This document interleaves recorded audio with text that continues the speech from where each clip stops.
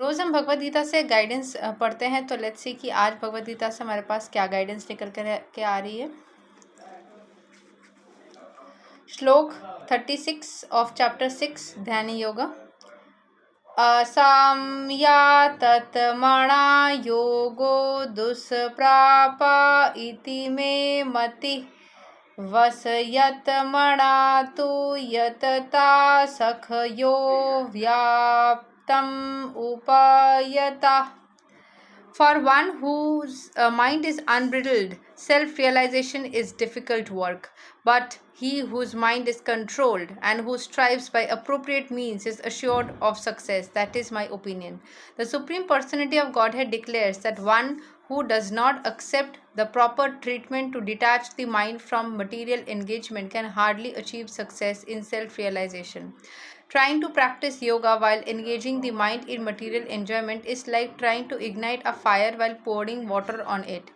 Yoga practice without mental control is waste of time.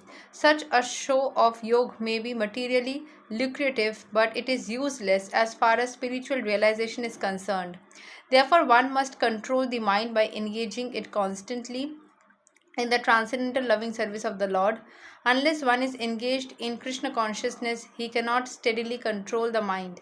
A Krishna conscious person easily achieves the result of yoga practice without separate endeavor, but a yoga practitioner cannot achieve success without becoming Krishna conscious. तो यहाँ पे आप योग करने वक्त अगर mind इधर उधर विचलित हो रहा है और इधर उधर घूम रहा है तो उसका कोई मतलब नहीं है। If you want to achieve success in yoga, then आपको उसके लिए पूरी तरीके से कृष्ण कॉन्शियसनेस को प्रैक्टिस करना पड़ेगा, जिसमें you are always thinking about the deity और ऑलवेज थिंकिंग अबाउट पॉजिटिविटी।